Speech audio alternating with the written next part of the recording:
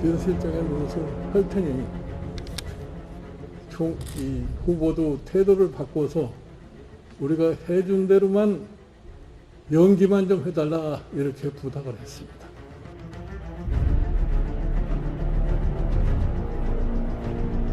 저부터 먼저 공동선대위원장직과 원내대표직을 내려놓겠습니다.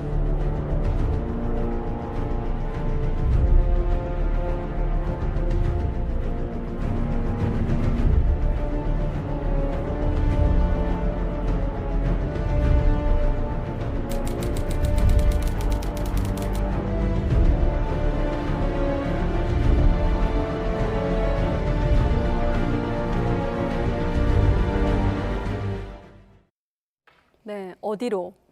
국민의힘이 지지율 하락의 늪에서 빠져나오기 위한 특단의 조치로 선대위 전면 개편에 돌입했습니다. 그러나 이 과정에서마저 김종인 선대위원장의 총괄 선대위원장이 거취를 놓고 혼선이 빚어지기도 했죠. 민주당 이재명 후보는 코스피 5천 시대를 열겠다고 밝히면서 전국민 지원금도 다시 추진하는 등 정책 행보의 속도를 내고 있습니다.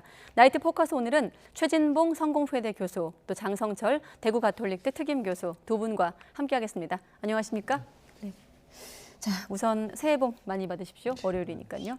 자, 오늘 잘 아시겠지만 국민의힘 어떤 내부 상황이 좀 급변했습니다. 사실 이 뉴스를 쭉 훑어보면서 들은 생각이 경선 당시 열차로 표현했던 게 생각이 나는데 이를테면 윤석열 선대위 열차가 멈췄습니다. 지지율 하락이 가장 크다고 보십니까? 그렇죠. 지금 작년에 12월 27일부터 오늘까지 대략 30개의 여론조사가 발표됐어요. 네. 그런데 딱 3군데에서만 윤석열 후보가 이기는 걸로 나왔고 나머지 한 27군데에서는 이재명 후보가 이기는 걸로 나왔습니다. 이게 과연 한 달 만에 이렇게 상황이 바뀐 거거든요. 이 상황에 대해서는 상당히 윤석열 후보도 그리고 선대위의 관계자들도 상당히 충격적으로 받아들이고 있다. 현재 상황으로 가면 우리가 질 수밖에 없다. 그렇다면 후보를 바꿀 수가 없으니까 네. 선대위를 전면적으로 개편해서 다시 한번 선거 치르겠다라는 마음가짐과 조직을 다시 잡아야 한다라는 결심의 표현이다라고 말씀드립니다. 네, 오늘 상황을 잠깐 제가 시간별로 정리를 간단히 드리면 이제 김종인 위원장이 선대위 전면 개편하겠다는 속보가 나왔고 그리고 나서 이제 신지혜 부위원장이 사퇴를 했고 윤석열 후보가 일정을 멈췄다라는 속보와 함께 그 이후에 이제 김한길 위원장의 사퇴 소식까지 나오면서 국민의힘이 사실상 해체 들어간다라는 어떤 기사들이 쏟아졌거든요. 자, 그러면 김종인 위원장과 이준석 대표의 발언을 듣고 나서 지금 나온 화면을 놓고 좀 분석을 해보도록 하겠습니다. 우리 이 국민의 선대위가 하여튼 최선의 노력을 갖다 경주한다는 것을 국민 여러분에게 보여드리기 위해서 우리 선대위의 전면적인 개편을 갖다가 지금 단행을 하겠다는 것을 말씀을 드립니다.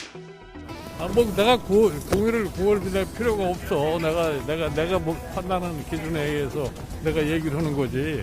반드시 후보한테 얘기를 들을 바야 내가 총괄선대위원장이라는 위치 자체가 아무 의미가 없는 거 아니에요? 저는 지금 상황에서는 어느 누구도 가정법으로 대화를 해서는 안 된다 이런 생각을 합니다. 오늘은 우리 당의 선거 과정에 있어서 굉장히 중요한 여러 가지 판단이 이루어지는 일이고 자, 일단 선대위에서 다 줄사퇴를 했기 때문에 남은 사람들을 위주로 지금 오늘 분석을 해야 될 것 같은데 아무래도 자, 김종인 총괄위원장 그리고 이준석 대표 그리고 윤석열 대선 후보 아니겠습니까? 자, 일단 김종인 위원장 발언 속에는 이 말이 눈에 띕니다. 후보에게 동의를 구할 필요가 없어요. 전권을 좀 강조한 것으로 보이기도 하고요. 그렇죠. 아무래도 이제 이 말은 윤석열 후보 입장에서 상당히 가슴 아픈 얘기죠. 네. 그리고 이제 후보가 패싱됐다는 논란을 불러일으킬 수 있는 얘기고요. 본인이 사실은 한국거래소에서 연설하고 있는 도중에 아마 이런 얘기를 전해 들은 것 같아요. 네. 일정을 일단 잠정 중단한다. 그리고 선대위 개편하겠다. 근데 후보한테는 전혀 얘기가 언질이 없는 상태에 지금 김종인 총괄 선대위원장이 한 건데 당사로 부랴부랴 갔다 이렇게 그렇게 있었죠? 들리죠. 예. 그러면 사실은 이제 후보가 사실 정점이 있는 건 맞아요. 선대위 구조를 보면서 후보가 정점이 있고 총괄 선대위원장 후보와 협력을 하지만 후보가 최종적인 결정을 하는 거죠. 근데 후보의 일정이라든지 선대위 개편 문제가 후보한테 전혀 얘기가 안 된 상태에서 진행됐다고 하는 것은 윤석열 후보의 지도력에 또는 리더십에 상당히 큰 상처가 날 수 있는 부분이다. 네. 그럼에도 불구하고 김종인 총괄 선대위원장이 그렇게 막 선택할 수 없었던 것은 그만큼 상황이 위중하다 이렇게 보여지는 거죠. 그러니까 윤석열 후보의 말을 듣고 또 윤석열 의견까지 듣고 나면 본인이 생각하는 것이 선대위 개편이 어려워질 수도 있고 또 본인이 원하는 대로 선대위 개편이 안 될 수도 있기 때문에 먼저 치고 나오는 부분이 분명히 있다고 보여집니다. 네. 그만큼 김종인 선대위원장 입장에서는 이게 후보의 말을 들어서는 도저히 안 되는 상황이다. 결국 본인이 판단하고 그 판단에 맞게 행동하는 것이 결국 윤석열 후보의 당선에 도움이 된다 이렇게 판단한 것 같고 문제 이런 행동이 결국은 아까도 말씀드린 것처럼 후보의 어떤 그 지도력, 리더십에는 상당히 큰 상처를 줄 수 있는 부분이다. 그런 점에서 본다고 하면 후보가 문제가 있다는 점들이 극명하게 드러나는 그런 행동이 아니었나 이런 생각이 듭니다. 후보가 문제가 있다는 점, 그러니까 바꿔 말하면 본인 리스크, 국민의 입장에서 그 얘기를 하신 건데 그렇다 보니 이런 표현이 나왔습니다. 선대위가 해준 대로만 연기해달라라는 발언이 또 논란이 됐고 여기에 대한 또 해명도 있었죠. 미숙한 부분이 있기 때문에 가급적 좀 실수를 줄이려다 나온 발언이다라고 설명을 했습니다. 그러니까 저 발언을 이제 공격하는 쪽에서는 꼭두각시하라는 거 아니냐, 뭐 대통령 돼서도 그럼 꼭두각시할 거냐, 시키는 대로만 할 거냐 이런 식으로 아바타라는 언급도 비판을 있었고요. 하는데 네. 저는 이렇게 봐야 돼요. 선수와 감독이 있지 않습니까? 그런 감독이 선수를 여러 가지로 조언도 해주고 일정한 실력에 올라올 수 있도록 여러 가지로 도와주는 역할이다라고 우리가 표현을 해야지 네. 꼭두각시라는 표현은 너무 과한 표현이다라는 생각이 들고요. 예. 어제랑 오늘 좀 언론에 나오지 않은 일들이 좀 벌어졌어요. 그러니까 윤석열 후보랑 김종인 위원장이 신년 초에 나온 여론조사를 보고 대단히 충격을 받아서 두 분이 만나서 이대로 안 되겠다. 일요일 날 만나셔가지고 네. 선대위를 좀 개편해야 되겠다라고 논의를 했는데 어제도 좀 서로 의견이 합의가 안 된 것 같아요. 그냥 윤석열 후보는 위원장님 메시지나 일정 정도 위원장님이 총괄해 주셔가지고 선대위를 이끌어주세요. 그런 것 같은데 김종인 위원장은 그 정도로는 안 된다라고 얘기를 하신 것 같고요. 네. 오늘 아침 7시에 각 위원장과 본부장들이 참석하는 상황 점검 회의에서 네. 이제 김종인 위원장께서 안 되겠다. 선대위 전면 개편해야 되겠다라고 하니까 다른 분들이 좀 반발을 많이 했고 8시부터 9시까지 김종인 위원장과 이준석 대표가 선대위를 어떻게 개편해야 되느냐에 대해서 논의를 하고 9시 이후에 선거대책위원회에서 네. 김종인 위원장이 선대위를 전면 개편하겠습니다라고 이렇게 외치신 거예요. 네. 그러니까 이러한 상황들을 보면 아직까지 김종인 위원장과 윤석열 후보 간의 선대위 개편과 관련해서는 어떤 합의점을 이루지 못한 것 같다라는 네. 생각이 듭니다. 하나만 확인하면 지금 어쨌든 표면적으로는 윤석열 후보 이른바 뭐 패싱 논란, 후보 동의 없이 이런 결정이 나왔다는 보도가 나오는 시점에서 이제 장 교수님께서 어떻습니까? 취재하신 내용인가요? 국민의힘 관계자를 통해서 아니면 어떤 상황을 놓은 추론이신가요? 아니요, 제가 다 상황을 다 체크를 했고요, 다 취재를 했고 정확한 사실로 제가 확인을 했습니다. 그러니까 오늘 말고 어제 상황에서 어제랑 후보랑 오늘. 어제와 오늘 사이에 언론에 보도되지 않았습니다만 그런 김종인 일들이 총괄위원장과 윤석열 후보가 만나서 네. 또 논의를 했다. 하지만 잘 안 된 것 같다. 네. 결과적으로 이런 해석이셨습니다. 자, 앞서 보여주셨던 어떤 선대위 관련 인사들 한 번 더 보여주시고 어떻습니까? 지금 보면 뭐 당 차원에서도 지금 보면 후보 빼고 다 바꾸겠다라면서 이제 쇄신에 힘을 싣고 있는데 반등의 좀 계기가 될까요? 일단 어떻게 바뀌느냐의 문제예요. 네. 장 교수가 방금 말씀하신 게 사실이라고 하면 의견이 일치가 안 되는 거잖아요. 결국 윤석열 후보하고 김종인 총괄선대위원장의 어떤 개편의 방향성 이런 부분들이 소폭으로 할 거냐 대폭으로 할 거냐 이런 차이라고 보여지거든요. 네. 그러니까 지금 이분들이 사의를 표명했는데 만약 윤석열 후보가 사의를 표명하신 분의 일부를 다시 기용을 하면서 힘을 실어주는 경우 그리고 선대위 개편이 아주 소폭으로 이루어지면 개편의 의미가 전혀 없어져요. 김종인 총괄선대위원장이 주장했던 것처럼 지금 또 하나의 문제는 김종인 총괄선대위원장이 지금 이준석 대표와 상의를 했다는 거 아닙니까? 네. 그 말은 결국 윤석열 후보와는 상의하지 않고 이준석 대표와 상의한 상황이 돼버렸어요. 그럼 어느 쪽에도 힘이 실리는 건가요? 그러니까 윤석열 후보 입장에서 상당히 자존심 상하는 문제일 수 있다고 저는 봐요. 이런 상황이. 물론 지금 이 상황이 본인 때문에 일어난 상황이기 때문에 본인이 거기에 대해서 반발하기가 상당히 어려운 부분은 분명히 있지만 네. 그럼에도 불구하고 소위 이제 본인이 어떤 결정을 하느냐는 그런 부분도 감정적으로 영향을 미칠 가능성이 있다는 생각이 들고 또 하나는 윤석열 후보의 측근이라고 소개하는 윤핵관이라고 하는 분들이 네. 과연 모든 걸 다 내려놓고 이선 후퇴를 할 수 있을까 하는 부분이 저는 관건이라고 봅니다. 그러니까 윤 후보가 어떤 선택을 하느냐에 따라서 이제 앞으로 어떻게 바뀌자고 얘기할 수 있어요. 지금 상황에 다 사퇴를 했다. 이걸로 모든 게 해결되는 문제가 아니고요. 그러면 다음번에 어떤 방식으로 이거 진영을 꾸릴 거냐 하는 부분이 결국은 앞으로 미래에 대한 예측이 가능하다고 보여지는데 일괄 사태에서 한 가지 더 말씀드리고 싶은 것은 원내 지도부가 일괄 사퇴를 했습니다. 뭐 왜 그랬을까요? 뭐 제가 볼 때는 이준석 대표의 사퇴를 압박하기 위한 하나의 수단이 아니었나 하는 생각이 들어요. 그러니까 결국은 이게 이준석 대표는 절대 사퇴하지 않겠다고 오늘 또 인터뷰를 했거든요. 네. 여기에 또 갈등 요소가 남아있는 상황입니다. 그래서 이게 어떻게 잘 윤석열 후보가 조율을 할 거냐 하는 문제가 오늘 밤 내일 사이에 있어야지 하는 일인데 그 결과물에 따라서 앞으로의 진행 방향이 어떻게 될까를 예측 가능할 거라고 생각을 합니다. 네, 지금 이준석 대표 언급하셨기 때문에 이번엔 이준석 대표 시각에서 한번 보도록 하겠습니다. 앞서 이제 김종인 총괄선대위원장의 발언을 토대로 한번 해석을 해봤는데 사실 이준석 대표 최근에 어떤 흐름에서 자기 정치한다는 비판을 받고 있지만 지금 보면 결과적으로는 또 이준석 대표 뜻대로 되고 있는 거 아니냐, 쇄신으로 가니까요, 이런 발언들도 나오고 있거든요. 아마 기억하실 겁니다. 사실 이준석 대표가 서울을 떠나서 자맹을 했을 때 그때 선대위 인선에 대한 불만이었거든요. 지역 일정하고 자맹하고 보이콧하고 이랬을 때요. 근데 울산에서 봉합을 하고 나서 그때 그 결과가 김종인 위원장 영입으로 저는 기억을 하고 있거든요. 맞습니다. 어떻습니까? 이번에 전면 쇄신과 이준석 대표의 거취와 맞물려서 어떻게 좀 전개될까요? 이준석 대표의 뜻대로 되지 않으면은요, 저는 김종인 총괄선대위원장도 그만둘 수밖에 없다라는 생각이 들어요. 왜냐하면 김종인 위원장도 기본적으로 선거대책위원회 구조를 어떻게 짜겠다고 방금 전에 얘기를 했냐면 내일 모레 수요일까지 정리를 하겠다. 네. 총괄 본부를 만들어서 후보와 관련된 모든 사안은 내가 김종인이 총괄하겠다.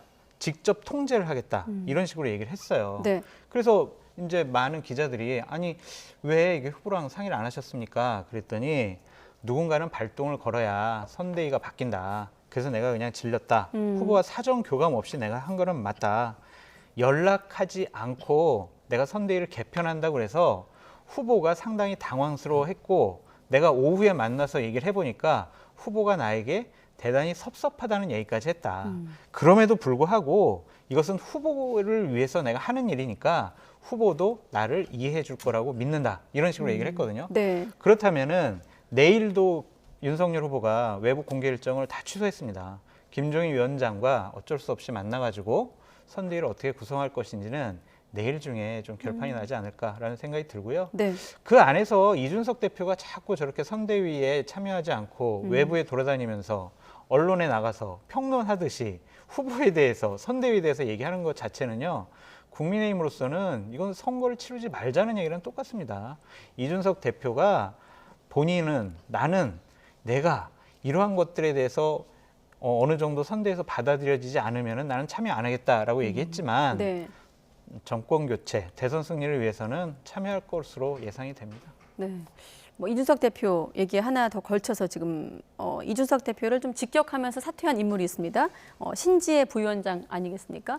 어떻습니까? 뭐 신지혜 부위원장은 또 이준석 대표와 맞물려서도 생각할 수도 있겠습니다만 최근에 신지혜 부위원장 또 김민전 교수를 포함해서 외부 인사들 좀 논란도 거듭되면서 이 부분도 좀 피로감이 더해진 거 아니냐 이런 해석도 있는데 교수님은 어떻게 보고 계십니까? 그런 부분이 없지 않아 있고요. 일단 이제 이대남이라고 소위 얘기하는 20대 남성들의 지지율이 많이 빠진 부분이 분명히 있습니다. 그러니까 그 전에 신지혜 씨 영입 이전과 이후를 좀 비교해 물론 신지혜 씨 주장처럼 본인 혼자의 문제 때문에 그러냐 이거는 뭐 논의가 필요한 부분은 분명히 있어요. 그러나 네. 본인이 영입됨으로써 영향을 미친 건 분명하다고 저는 보거든요. 어느 정도의 정도의 차이라고 볼 수 있는 것인데 그러다 보니까 이준석 대표도 본인 지금 신지혜 씨가 SNS 글에 올린 거 보면 이런 얘기 아니에요. 쓸데없는 짓 하지 말고 가만히 있으라. 이준석 대표가 그렇게 조롱을 했다. 이렇게 지금 본인은 지금 주장을 하고 있는 상황이거든요. 그러니까 이준석 대표 입장에서 물론 그게 언론과 인터뷰에서 나온 얘기긴 합니다만 신지혜 씨에 대해 상당히 견제를 많이 한 부분이 분명히 있습니다. 거기에 대해서 본인이 상당히 압박을 받았을 가능성이 있어요. 지금 뭐 논란이 되긴 해요. 쫓겨난 거다 아니면 스스로 물러난 거다 뭐. 근데 그게 논란이 무슨 의미가 있겠습니까? 중요한 건 신지혜 씨가 거기에 계속 있을 수 없는 상황이 됐던 건 분명해 보여요. 그러니까 이런 지지율 하락에 일정 부분에 책임을 질 사람이 필요했고 그중에 한 사람이 신지혜 씨가 될 수밖에 없었던 상황이었던 것 같고 네. 그러다 보니까 결국 선대위에서 사퇴할 수밖에 없는 상황이 나온 것 같은데 어쨌든 이제 이런 소위 그 이준석 대표의 갈등 요소로 작용하는 여러 가지 요소들이 다 해결될 수 있느냐 하는 문제는 좀 지켜봐야 한다고 저는 봅니다. 그러니까 물론 윤석열 후보도 신지혜 씨 사퇴 이후에 본인이 사과를 했습니다. 잘못된 선택을 했다는 것도 인정을 했고요. 근데 그런 부분들이 결국은 또 일반인이나 아니면 또 여성계에는 어떻게도 받아들일까 하는 부분도 깊이 고민해 봐야 돼요. 그러니까 이런 부분들이 필요할 때 데려오고 또 필요 없으면 나가게 하는 이런 일들이 과연 좋게 보일 거냐 하는 부분은 또 다른 어떤 논란을 낳을 수 있는 그런 요소로 작용할 수 있다고 봅니다. 네, 신지혜 부위원장 사퇴에 대해서 윤석열 후보도 없어도 될 논란을 만든 자신의 잘못이라고 언급을 하기도 했고 정의당 같은 경우는 사퇴를 당했다고 비판을 하기도 했거든요. 어떻게 보십니까? 그렇죠. 많은 분들이 신재 부위원장 영입이 과연 잘 된 것이냐, 윤석열 후보에게 도움이 되는 것이냐 그런 의문을 많이 제기를 했고 그만두는 것이 좋지 않겠느냐라는 얘기가 직간접적으로 많이 들어간 것으로 알고 있습니다. 네. 저는 신재 부위원장 영입과 관련해서 논란이 되고 있는 인사를 선대위에 영입하는 것은 결코 후보에게 유리하지가 않다. 그러한 위험한 일을 하면은 안 된다라고 말씀을 드리고요. 네. 신재 위원장 영입도 문제였지만 신재 위원장을 영입하면서 김한길 위원장이 했던 말들이 2030 남성분들에게 상당히 상처를 줬어요. 뭐라고 했냐면 2030 남성분들은 우리를 일정하게 어느 정도 다 지지를 하고 있다. 그래서 신재 위원장을 영입함으로써 2030 여성분들의 표를 우리가 가져와야 된다. 네. 이런 식으로 얘기했거든요. 그러니까 이제 2030 남성분들이 아니 우리가 우리의 마음과 우리의 표심이 김한길 위원장 손에 있는 공깃돌이냐 이런 식으로 상당히 불쾌하게 생각을 하시더라고요. 그러니까 이렇게 누구를 영입해서 누구의 지지를 받는 이런 식의 접근 방법은 잘못됐다. 그것이 바로 지지율 하락으로도 나타났다라고 말씀을 드리고요. 네. 결국엔 윤석열 후보도 사과했잖아요. 솔직하게 인정한다. 제가 2030 마음을 세심하게 읽지 못했다. 죄송하다. 이런 식의 후보의 사과까지 이끌어낸 영입은 네. 대단히 잘못된 것이다. 라고 말씀드립니다. 네. 자, 이번엔 좀 정리해보면, 자, 국민의힘 후보만 빼고 다 바꾸겠다고 했거든요. 이제 후보만 남게 됐는데 이제 굳이 이제 보면은 어떻습니까? 윤석열 후보 일정을 잠정 중단하고 장고에 들어간 것으로 알려지고 있고 지금 앞서 그 퇴근길에 백브리핑한 내용을 보면 오롯이 자신의 탓이다, 부족하다는 점을 강조했거든요. 윤석열 후보 리더십 다시 한번 또 시험대에 올랐는데 어떻게 보십니까? 그렇죠. 이제 어떤 결정을 하느냐는 오로지 윤석열 후보한테 달려 있어요. 이제 오늘 밤 내일 사이에 어떤 결정을 하느냐가 중요하다고 저는 봅니다. 여러 가지 얘기를 들을 텐데 저는 이제 윤석열 후보 입장에서는 본인의 측근이라고 하는 윤핵관들의 의견도 들을 거라고 저는 봐요. 김종인 총괄 선대위원장 의견 이미 들었고요. 알고 있고 이준석 대표에 대해서도 어느 정도 알고 있는 거 아니겠어요? 네. 중요한 건 본인의 측근들에 대해서 어떤 결정을 내느냐가 저는 제일 중요하다고 생각해요. 사실은요. 이준석 대표가 지금 저렇게 당대표는 하지만 선대에서 나간 이유도 윤핵관과 직접적인 연관이 있는 거잖아요. 그런 상황이고 또 김종인 총괄 선대위원장 입장에서도 윤핵관을 좀 뒤로 이선 후퇴시키는 것이 목표라고 저는 보여지거든요. 네. 선대위에서 그분들이 실제적인 역할을 할 수 없도록 만드는 게 가장 우선적으로 쇄신에 방점을 두는 부분인데 그 부분을 윤석열 후보가 어느 정도까지 수용하느냐의 문제라고 저는 봐요. 만약에요. 제가 예상을 해볼게요. 그렇게 수용해서 완전 전면 개편으로 갈 거냐 아니면 일부를 그냥 데리고 가면서 수용할 거냐. 지금 예를 들면 권성동 사무총장 같은 경우 본인은 사퇴를 안 했잖아요. 지금. 네. 그게 남아있는 상태란 말이죠. 그런 상황에서 계속 된다고 하면 이게 과연 국민들이 볼 때 또는 뭐 그 선대위 내에서 김종인 총괄 선대위나 이준석 대표가 봤을 때 이게 쇄신으로 볼 수 있을까 하는 부분 이런 부분들이 갈등 요소로 남을 수 있기 때문에 이제 중요한 건 윤석열 후보가 어떤 결정을 하느냐가 저는 제일 중요하다고 보여지고요. 네. 그게 오늘 밤 내일 사이에 저는 1차적으로는 본인의 측근이라고 하는 분들이 이선 후퇴를 하는 것이 가장 중요하다고 보여지는데 네. 그걸 할 수 있을지는 좀 지켜봐야 될 것 같습니다. 자, 그러면 지금 대선을 불과 2달여 남겨둔 시점에서 일단 자신의 문제, 그러면 가족의 어떤 실체, 그리고 당의 자중 질환으로 지지율이 역전 상을 맞은 윤석열 후보, 앞서 김종인 총괄 선대위원장이 연기라는 표현을 했으니까 그럼 지금 이 시점에서는 선대위 뭐 쇄신과는 별도로 윤석열 후보 입장에선 연기라도 해야 되는 겁니까? 어떻게 보십니까? 그럼요. 후보가 실수하지 않는 게 중요합니다. 기본적으로 선대위에서 말씀 자료를 만들어줬는데 그것을 읽지 않고 본인의 애드립 때문에 여러 가지 말실수가 많이 나오지 않았습니까? 네. 그런 면에 있어서 상당히 불안하고 위험한 그런 말들을 많이 하셨어요. 그런 것들을 먼저 안 하는 것이 가장 중요하다라는 생각이 드는데 네. 일각에서는 이런 얘기가 나오고 있어요. 선대위가 뭘 잘못했는데 선대위를 전면 개편하고 해체하냐. 이 지지율 떨어진 게 과연 선대위의 잘못이냐. 지지율 떨어진 거는요. 간단해요. 김건희 씨와 관련된 문제에 대해서 윤석열 후보 자신이 공정과 상식에 맞지 않는 해명을 했고 대응을 했습니다. 그거에 대해서 많은 분들이 실망을 했고 본인이 국민의 눈높이에 맞지 않는 부적절한 말들을 많이 하셨잖아요. 그래서 과연 저분이 지도자감이냐라는 의심을 들게 했고 네. 선대위와 관련해서는 본인이 정치력을 발휘해서 이준석 대표와의 갈등과 혼란을 조기에 수습했어야 하는데 지금은 이준석 대표와 기싸움하는 것으로 보여져요. 이건 정치력이 없는 거 아니겠습니까? 네. 이런 것들이 합쳐져서 기본적으로 지지율이 하락을 했지 선대위가 뭘 잘못했는지 모르겠다라는 얘기도 나오고 있습니다. 결국에는 후보가 문제가 아니냐 그런 지적도 나오고 있는 상황이라서 과연 선대위만 바꾼다고 해서 김종인 위원장이 생각하는 것처럼 설날쯤에는 우리가 잘 윤석열 후보를 보좌를 하면 지지율이 반등할 거야.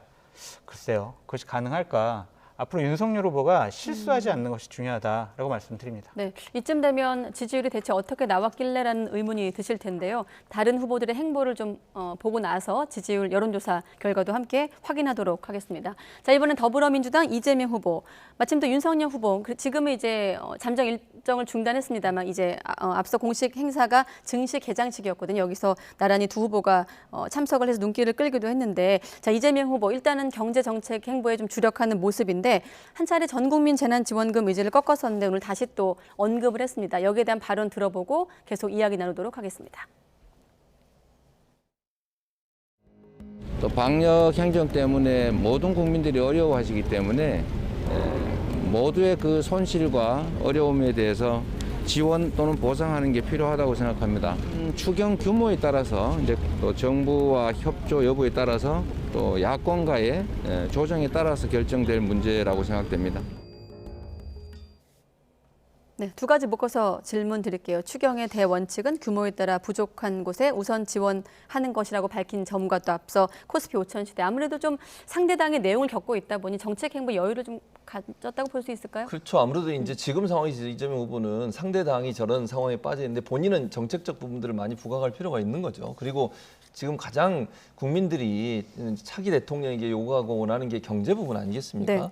좀 경제, 그다음에 집값 문제 이런 문제가 가장 중요한데 그런 부분들을 좀 더 부각시켜서 본인이 준비된 대통령 후보라고 하는 부분 이런 부분들을 부각시키는 의도가 있다고 보여져요. 그래서 아마 좀 더 정책적인 부분 또 경제적인 부분에 대한 행보를 더 강화한다고 볼 수 있을 것 같습니다. 오늘 뭐 사실은 이 윤석열 후보나 이 국민의힘 관련된 질문도 받았는데 거기에 대해서는 다른 당 문제를 내가 얘기할 사안이 아니다. 그렇게까지 선을 그었어요. 저는 잘했다고 봅니다. 네. 거기에 대해서 얘기할 필요 없고요. 본인은 본인의 행보를 하면 된다고 저는 생각해요.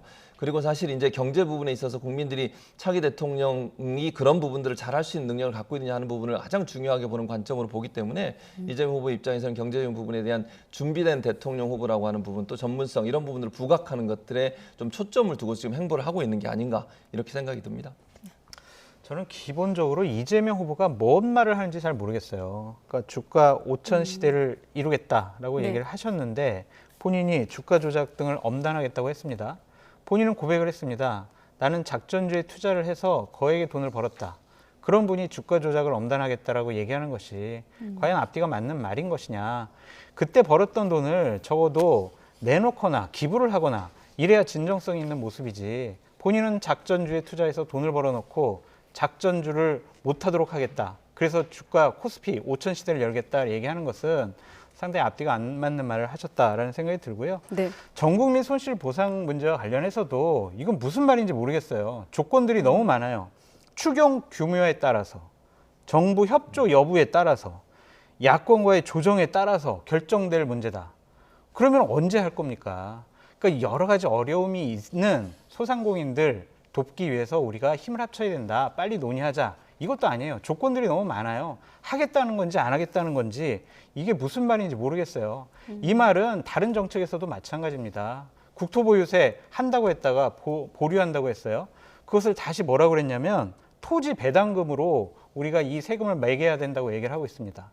토지 배당금하고 보유세랑 말장난하는 것도 아니고 이런 식의 말을 바꿔서 얘기하는 것 자체가 국민을 속이려는 행동이 아니냐라는 생각이 듭니다. 말이 재론, 어려운 게 아니고요. 네. 제가 얘기를 해보면 추경이라고 하는 것이 추경 규모에 따라서 급한데 우선 지원하는 게 대원칙이라고 얘기를 했습니다. 그 말은 무슨 말이냐면 지금 추경에 대해서 정부가 좀 반대를 하고 있잖아요. 이유는 이거예요. 왜냐하면 정부가 만약 이게 나서서 추경을 하면 선심성, 그다음 매표 논란 이게 또 일어날 수 있거든요. 그래서 국회가 가능한 한 협의를 해달라고 요청을 한 상태고 그래서 협의되는 과정에 따라서 얼마가 추경이 나올지 모르는 거 아니겠어요? 그러면 추경 규모는 급한 대로 우선 지원하는 건 자영업자 소상공인들을 우선적으로 지원하고 네. 규모가 더 커지면 개인들에게 재난지원금처럼 전국민 지원을 할 수 있는 방안도 검토될 수 있다. 그러나 규모가 적으면 전국민 재난지원 같은 그런 규모는 할 수 없고 이 급한데 우선 지원하는 쪽으로 하겠다는 취지로 말씀을 하신 거예요. 그러니까 지금 장 교수가 말씀하신 것처럼 앞뒤가 안 맞는 게 아니고 기본적으로는 전국민 지원금까지 하는 게 좋겠지만 이 협상 과정에서 추경이 줄어들게 되면 그 부분은 뒤로 좀 미루고 지금 당장 필요한 곳에 먼저 지원하겠다. 이런 의미로 얘기를 한 것입니다. 국가 정책을 시행하는 분은요, 단순하게 정책 결정을 해야 됩니다. 이럴 수도 있고 저럴 수도 있고 결국엔 이렇게 합시다. 이런 식의 국가 정책을 내세우는 것은 국민들에게 상당히 혼란감만 줄 수 있다라고 말씀드립니다. 아니 추경이 어느 정도로 책정될지 모르는 상황에서 일방적으로 어떤 얘기를 할 수는 없는 거잖아요. 추경의 규모에 따라서 거기에 맞게 대응을 한다. 이런 취지로 얘기를 한 거예요. 추경을 우리 당에서 얼마로 하겠다. 그것이 바로 어려운 분들 돕는 것이다. 라고 규정을 해줘야죠. 정부랑 협의해가지고 추경 규모 얼마 될지 모르겠어요. 이것이 집권여당 후보가 할 얘기입니까? 아니 추경을 논의하는 과정에 여야가 논란이 될 수도 있고 정부와도 협상을 해야 되는 거잖아요. 원래 목표는 있어요. 예를 들면 50조든 100조든 하겠다고 하지만 그게 원하는 대로 안 될 수 있는 거잖아요. 그랬을 경우에 이렇게 하겠다고 절차를 얘기한 거예요. 그러니까 지금 말씀하신 것처럼 원하는 대로 100조든 50조든 할 수 있으면 좋겠죠. 근데 경제 상황 이런 걸 따지다 보면 어려울 수도 있는 거 아니겠어요? 그럼 그 상황에 맞게 이렇게 배분하겠다고 얘기를 한 거예요. 여기까지 들을게요. 네. 그러니까 장 교수님까지. 네. 아니 그러니까 집권 여당의 당 대표면 집권 당이면은 자 우리는 이번에 10조 정도의 추경을 마련해서 어려운 분들부터 먼저 돕겠습니다라고 얘기한 다음에 야당과 협상하고 그다음에 기재부와 협상을 해야지. 그냥 추경이 어떻게 될지는 모르겠는데요. 우리가 협상해가지고 잘 되면은요 많이 드리고요. 잘 안 되면은요 그냥 조금 드릴게요. 이게 맞습니까? 아니 말을 그렇게 바꾸시면 안 돼요. 제가 말씀드렸잖아요. 추경 규모라고 하는 것이 지금 말씀하신 것처럼 정부와 협의하고 그러니까 또 민주당과 정비를- 이재명 말을 후보가 끝까지 듣고 얘기하세요. 얼마를 얘기 안 했지 않습니까? 아니 얼마라고 얘기할 수 없는 게 논의를 해봐야 되잖아요. 25조든 50조든 하기로 했으면 후보랑- 거기에 대해서 논의를 해야지. 그리고 나서 결정하는 거잖아요. 후보는 그리고 아니, 그러니까 후보는 집권당은요. 25조든 50조든 하겠다고 한 거예요. 네. 근데 정부와 협상에서 그게 안 될 수도 있는 거잖아요. 그러면 50조가 안 됐을 경우에 어떻게 할 거냐고 또 물어볼 거 아니에요. 50조든 100조든 네. 얘기는 이전에 얘기를 했고 올해 들어와서 이 얘기 하시면서 아무 얘기도 안 하셨잖아요. 그쪽의 아니 금액을. 오늘도 네. 얘기했어요. 25조 규모를 잠시만요. 한다고. 제가 화면에 사라졌 다시 나타났습니다. 두 분은 이제 말리라는 의미거든요. 자, 두 분의 추경과 관련된 재난지원금에 대한 생각은 충분히 들었다고 보고 판단은 또 시청자 여러분들이 하도록 하겠습니다. 자, 민주당 의원들 또 80여 명이 이번 100조 원 추경안 편성하라면서 또 정부 야당을 압박하고 있기 때문에 좀 국회 상황을 좀 지켜보도록 하겠습니다. 자, 이번엔 안철수 후보 몸값 예비로 넘어가도록 하겠습니다. 사실 두 분을 포함해서 이 지지율 여론조사 얘기를 할 때 안철수 후보가 5% 이하일 때 5%를 넘느냐가 좀 관건이 될 거라고 했는데 최근에 10%도 넘었거든요. 연일 자신감을 드러내고 있습니다. 안철수 후보 얘기도 들어보도록 하겠습니다. 수적천석이라는 말이 있습니다. 작은 노력을 끈기 있게 계속하면 큰 일을 이룰 수 있다는 뜻입니다. 기득권, 불공정, 부도덕, 불합리에 당당하게 맞서며 부채제, 앙시행 레짐을 종식시키겠습니다. 좀 여유롭게 잡아서 설 전에 이 양자 대결 구도 안철수와 또 다른 후보의 양자 대결 구도가 이루어질 수 있을 거라고 보고 있습니다. 자, 안철수 후보의 지지율 상승 배경을 여쭤보려고 했는데 바로 여론조사 결과를 보여주시면 더 이해가 될 것 같습니다. 자, 권은희 원내대표 같은 경우는 설 전에 안 후보가 윤 후보를 뛰어넘는 골든 크로스가 이루어질 거라고 전망하기도 했거든요. 자, 양강 후보 해석하기 전에 안철수 후보 지금 어떻게 보십니까? 지금 양쪽에서 러브콜을 받고 있는 상황이거든요. 안철수 후보는 사실은요, 이 국민들의 유권자들 볼 때는 보수 진영의 후보군 중에 한 분으로 보고 계세요. 그러니까 제가 볼 때는 물론 송영길 대표는 민주당과의 연합도 가능하다고 얘기를 하시지만 기본적으로는 보수 진영의 연합의 대상이 될 가능성이 있다고 저는 보고요. 지지율이 그러면 윤석열 후보를 뛰어넘을 정도로 당장 이루어질까 저는 좀 어렵다고 봅니다. 당장은. 다만 그럼에도 불구하고 예컨대 지금 두 자리 숫자 지금 여론조사 나오는 이 조사 같은 10%까지 올라갔잖아요. 네, 10.1%. 두 자릿수로 계속 간다고 하면 상황이 조금 복잡해져요. 이게 무슨 말이냐면 안철수 후보 입장에서 두 자릿수로 계속 지지율을 유지하는 상황이 된다고 하면 본인으로 단일화될 수 있다는 생각을 하게 될 거라고 저는 봅니다. 이게 무슨 말이냐면 막판의 단일화 과정에서 어떤 방식으로 단일화의 방법을 정하느냐에 따라서 결국은 윤석열 후보가 아닌 본인으로 단일화가 될 가능성이 있다고 판단해서 지속적으로 본인의 가능성을 키울 가능성이 있다는 생각이 들어요. 그러면 윤석열 후보 입장에서는 단일화에서 본인이 이제 단일 후보가 돼야 되는 거잖아요. 네. 그런 과정에서 두 사람이 아주 뭐랄까 줄다리기가 상당히 팽팽하게 일어날 가능성이 있어. 어떤 방식으로 그럼 단일화 할 거냐. 네. 단일화 과정에서 역선택이란 없을 것이냐. 이런 문제로 지난번 서울시장 선거보다 훨씬 더 복잡한 그런 상황에 대결 양상으로 갈 가능성이 있어서 네. 그 대결이 결국은 막판에서는 선거에 불리한 영향을 미칠 가능성도 있다고 생각이 들거든요. 갈등 요소로 부각이 되면서. 네. 중요한 건 안철수 후보가 두 자릿수를 계속 유지해 가는 것이 이 윤석열 후보 입장에서는 또 다른 풀어야 될 어려운 문제를 직면하게 되는 그런 상황이 될 거라고 보여집니다. 네, 저희가 후보별로 지금 안철수 후보를 향한 어떤 러브콜을 정리한 화면인데 좀 띄워봐 주시죠. 여기에 대해서 지금 안철수 후보는 헛된 꿈 꾸지 말아라는 입장이 나오고 있는데 어떻습니까? 기본적으로 윤석열 후보 같은 경우에는요, 지지율이 저렇게 하락을 하게 되면 안철수 후보와의 단일화 없이 이번 대선을 이기기 어렵다라는 판단을 할 수밖에 없을 겁니다. 네. 그렇다고 해서 안철수 후보가 그래요, 저는요 야권 단일화 후보로 경선에 나가가지고요 단일화 할 거예요 라고 지금 얘기하는 순간 지지율은 다시 폭락할 수밖에 없을 거예요.